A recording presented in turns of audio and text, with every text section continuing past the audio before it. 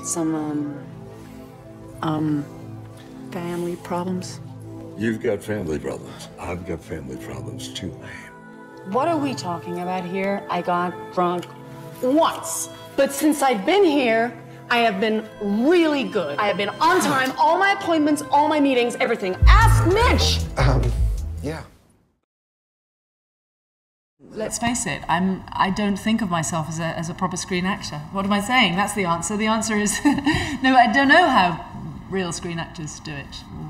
I think they probably do have some sense of having built up their relationship with the work through their own skill or through their own identity or something, and that's just not the way I came to it, or I'm in it. It's not why I'm in it either. See, you're mad at me.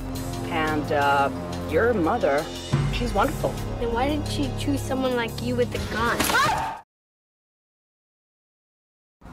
My first encounter with Eric Zonka was both bizarre and absolutely predictable, which was we were at the Cannes Film Festival and we were both there in some official capacity at the final evening, and I was giving some prize out and he was on a jury, and we had absolute license to go to the final dinner, and we were both barred for some still unknown reason. They just didn't like the look of us, they didn't let us in, and so we were bonded immediately. We tried to storm the party with some, I remember a fire extinguisher being involved.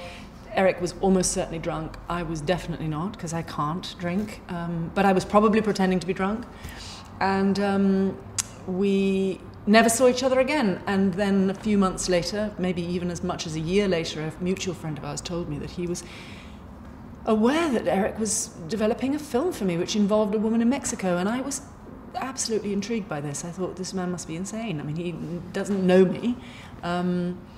And he was drunk, so I couldn't think how he could possibly have an idea of me.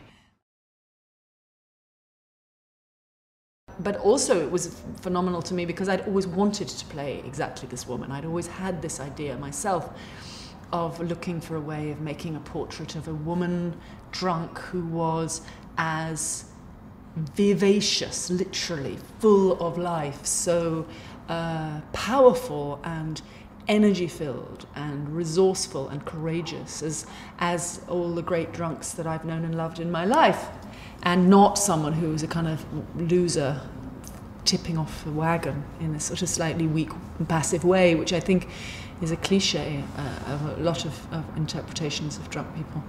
And double cross of a lifetime. And in the money, it's right there. It's right there. I can smell it.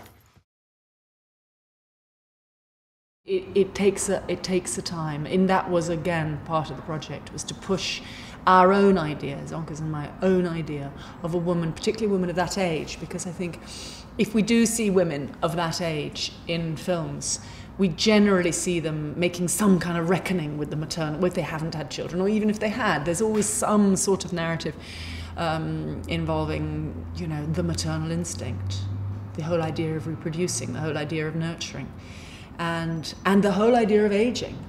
And she, of course, is in denial about all of this. She still thinks she's some 21-year-old hot chick, barfly. There wasn't really an independent cinema such as it, I mean, it didn't have a sort of big, shiny capital I like it does now, and Sundance wasn't the sort of phenomenon that it is. And we worked in a cinema that felt not so much independent as underground, and but we weren't truly independent either, because of course we were generally funded by and supported by the BFI, the British Film Institute, under the auspices of Colin McCabe very often. But it wasn't industrialised in the way that it is now. It was cultural film, and it was, in England at least, which is where we were working, it was dependent of a very, very healthy television industry. We had a very healthy television industry which was respected all over the world, and as a result, cinema wasn't really required to be an industry, so we had this kind of freedom. No one was really expecting us to make any money, so we were this sort of luxury niche, you know, loss-leading cultural phenomenon. And now it's all changed. You know, there is no BFI anymore. People can't make films in that way in the UK anymore, and less all over Europe.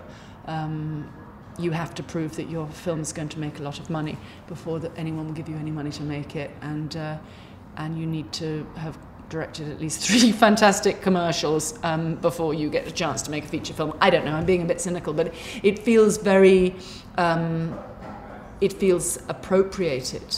Now, having said that, and having said I sound a bit cynical, I'm optimistic, because I think that, you know, evolution being what it is, people are finding all sorts of new ways of making cultural film. On the internet, people are making work going, "Fuck, what did I do?" You know.